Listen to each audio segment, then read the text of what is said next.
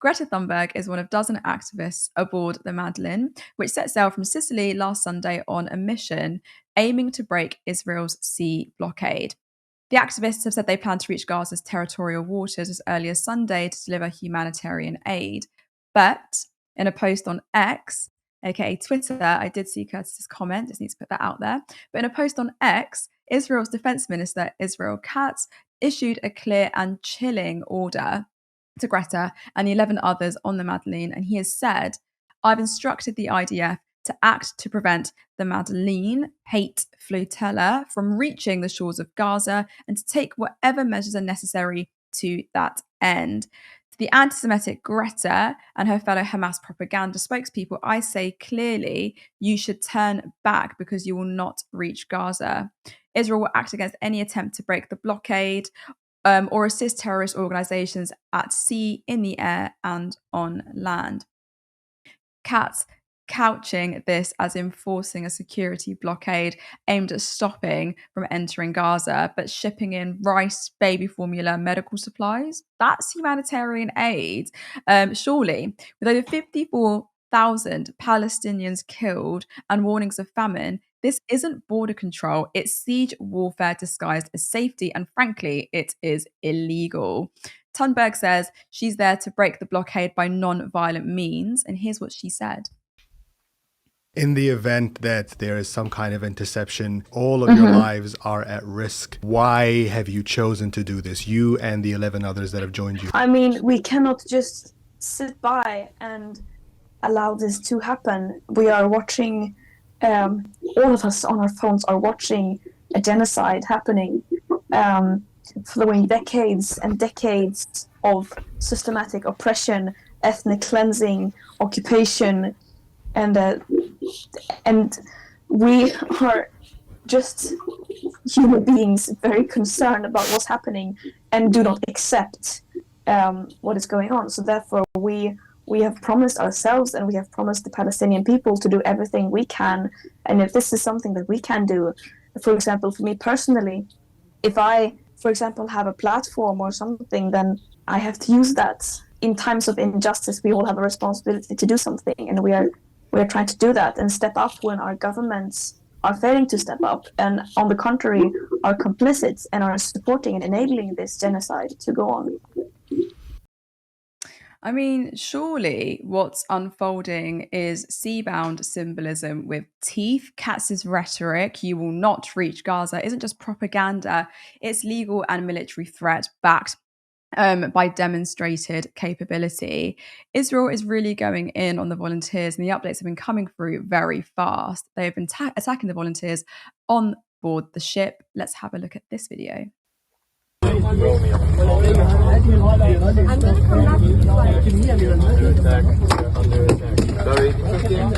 Everyone, we are under attack. Please sound the alarm. They're throwing a lot of substances and objects on us. I think what's even more insane is how LBC is reporting the story. Let's have a look at what they said. They state that Greta Thunberg's selfie yacht stunt brought to an end as boat is intercepted, and Israel forced those on board to watch harrowing video of October 7th attacks. Now, look at this. This is what the official Israel account tweeted. Good morning to all our followers. In case you missed it, the quote-unquote selfie yacht is safely making its way to the shores of Israel. The passengers are safe and were provided with sandwiches and water and expected to return to their home countries. The tiny amount of aid that wasn't consumed by the celebrities will be transferred to Gaza through real humanitarian channels. More than 1,200 aid trucks have entered Gaza from Israel within the past 2 weeks, and close to 11 million meals were transferred by the GHF directly to civilians in Gaza. There are ways to deliver aid to the Gaza Strip. They do not involve provocations and selfies. I'm quite literally at a loss for words when it comes to the story, but I really want to bring Elle in and get their reactions on it. For activists, I think across the world, us ourselves, it raises a very chilling question. In 2025, does non-violent protest still have the right to breathe on the high seas, or will the rules of geopolitical power drown it out? The space that is left for peaceful protest is getting smaller and smaller every day. It's shrinking. With a few years ago, with the draconian protest laws that were brought in by the UK government, with the stuff that we're seeing in America right now, and the reaction that has obviously happened with the flotilla, with their arrests, I am becoming less and less trustworthy of peaceful protest ever being listened to.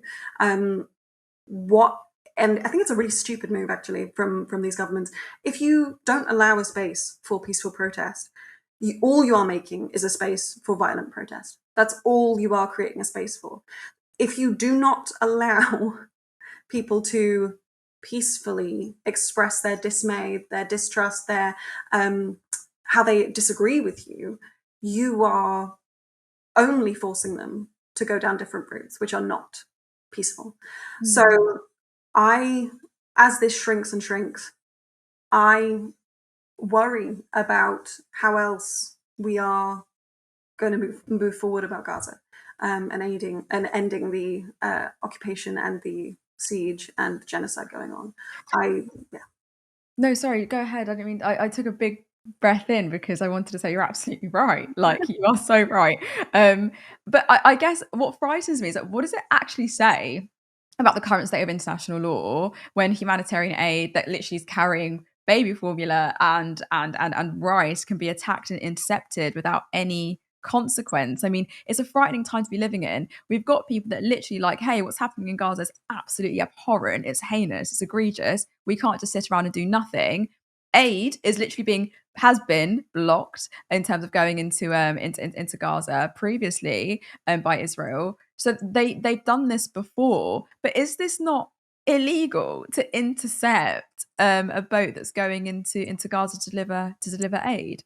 I mean, the legality of it is outside of my expertise, unfortunately. But whether it's legal or not doesn't really matter to me. What matters to me is whether it's moral or not, whether this is ethical or not, and it's not. I think that the ICC will have some things to say about it.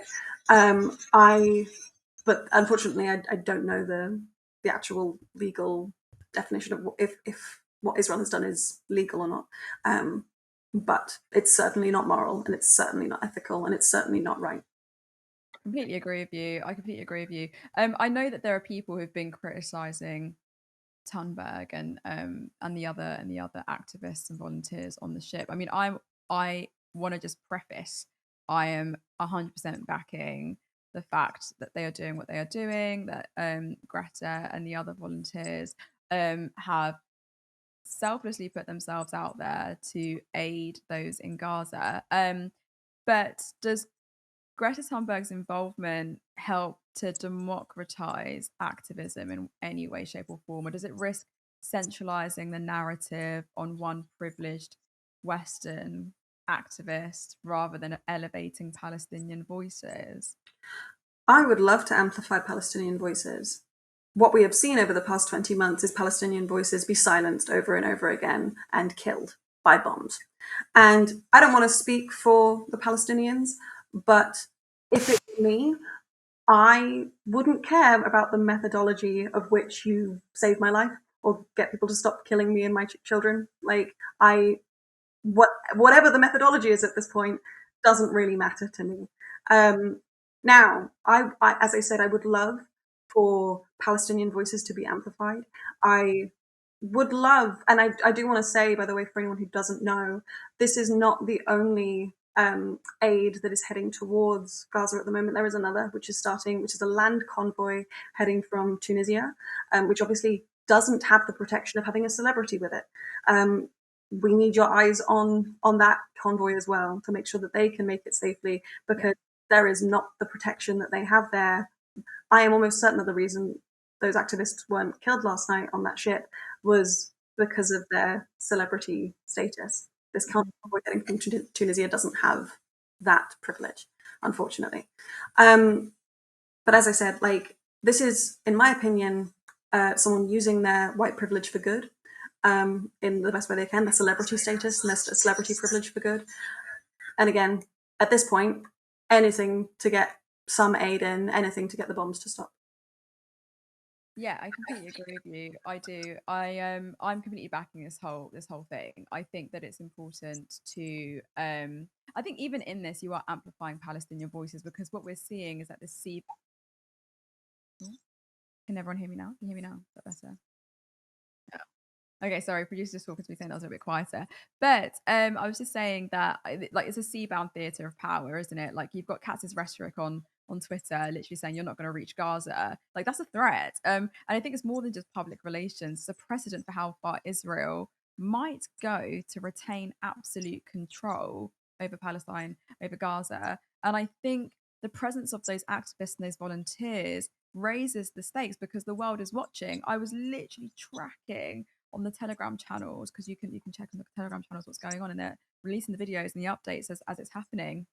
And it's frightening because I know for a fact that those activists are scared. And then I couldn't help but think about those in Gaza and the fear that they are living within, not knowing whether aid is going to come in tomorrow, whether they're going to have shelter to sleep in, whether there will be something that's going to impede on their sense of agency, their sense of safety, their sense of peace. And I think if the boat is stopped, I think it becomes a pivotal moment in non-violent international activism, a test of whether symbolic aid can actually break real-world sieges, or whether military might still define the rules. And I'm worried that it's going to be the latter. It's almost, I mean, at this point, in my opinion, it is the latter. And so we need to be becoming more experimental with our ways of helping. We need to be trying new things. The flotillas aren't new. I believe one went to Gaza in 2010 where people were killed by the IDF. I think 9 or 10 people were killed on that flotilla. One thing that does frustrate me about this is that we're not trying new things.